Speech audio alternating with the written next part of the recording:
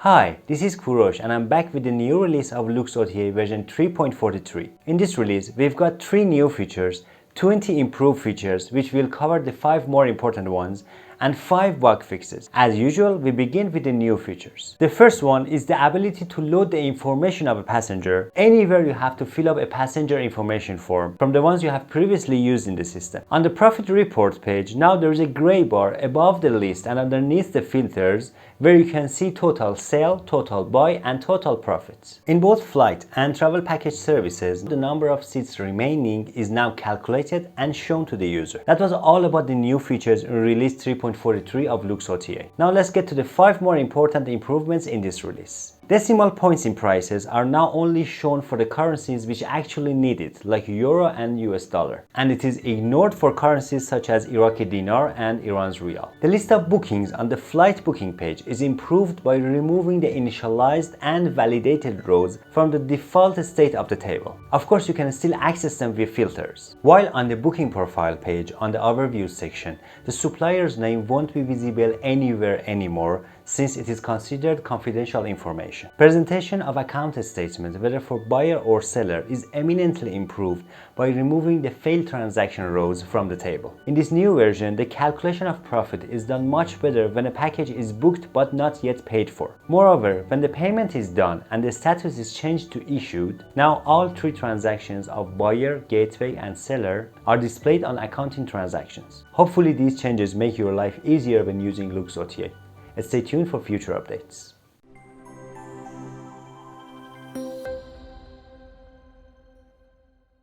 Here I am in the marketplace, and if I try to book a flight, I'm not going to do a search, I'm just going to use one of the featured ones, Istanbul to Shiraz, for tomorrow. Here's my search result. I just booked the first one. Now, as you can see, I have to fill out the passenger information, and instead of just filling up the form manually, I can load the information of a passenger which I have booked a flight for them before. Same thing we have in the packages. If I choose one package, I scroll down and click instant book.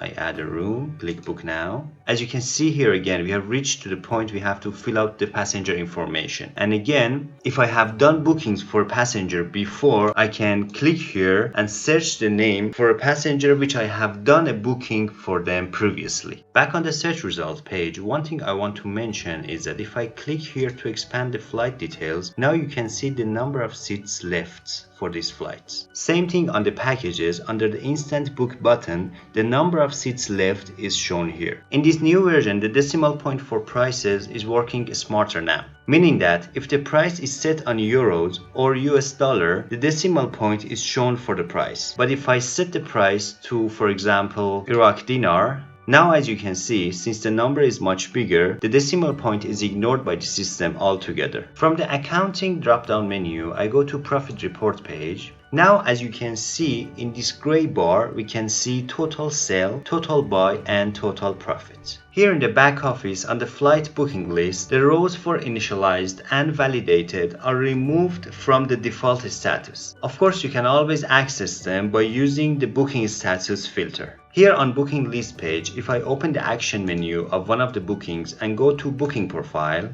on the overview, you won't be able to see the name of the supplier anywhere anymore, as this is considered confidential information. From the accounting dropdown, if I go to buyers or sellers page, and then from the action menu, I go to account statement, now you won't be able to see the failed transactions in this list by default. Of course, you can always access them from this remove failed transaction filter. I'm in the marketplace and I would like to book a package for myself. Click one of the packages. I scroll down and click instant book, choose a room and click book now. I fill up the passenger information, and here I have 2 options. One is reserved, which reserved this seat for me, but I haven't paid for it yet, and the other one is book and issue, which I will pay. Now I want to choose the first option and reserve this seat for myself. As you can see, my voucher has been issued, but I have not paid for it yet. I have the option to pay here. Now let's go back to the back office and check this booking. Here in the back office, I go to booking and packages.